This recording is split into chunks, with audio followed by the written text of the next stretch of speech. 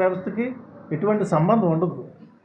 Contractor ఏంటంటే వాడు వ్యాపారం చేస్తాడు, వర్క్ చేస్తాడు, నాణ్యతమైన వర్క్ చేస్తాడు, వర్క్ చేసిన తర్వాత డబ్బు అడుగుతాడు.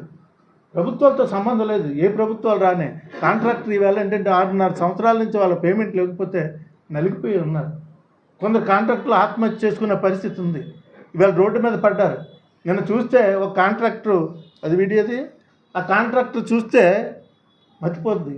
ఆఫీస్కి భార్య పిల్లలతో వచ్చేసి రోడ్డుని పడి చాలా ఇబ్బంది పడి నేను ఆత్మహత్య చేసుకోవాలి సార్, అంతకంటే శరణ్యం లేదని చెప్పేసి ఆ కాంట్రాక్టరు ఏడుస్తుంటే చాలా బాధాకరం. మేము ధైర్యాన్ని కోల్పోకుండా ధైర్యాన్ని ఇచ్చాం. మేము ఇబ్బంది పడొద్దు, మేము ఏమైనా ఆర్థికంగా ఉంటే సాయం చేస్తాం. ఏ ప్రభుత్వాలు మానేయండి, వాళ్ళు పేమెంట్ ఇవ్వాలి కదండి. పేమెంట్ ఎందుకు ఇవ్వట్లేదు? ప్రభుత్వాలతో సంబంధం ఏముంది?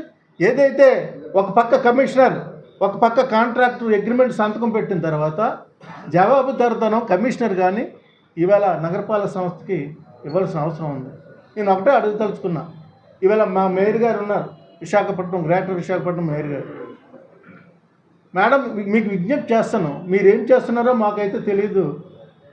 ఈరోజు ఏంటంటే విశాఖపట్నం కార్పొరేటర్ అస్తవ్యస్తంగా ఉంది. కాంట్రాక్టర్లు కోట్లాది రూపాయల పేమెంట్లు మీరు ఉంటే మీరు స్పందించవలసిన అవసరం ఉందని చెప్పేసి మీ ద్వారా మనం చేస్తున్నాం. స్పందించాలి.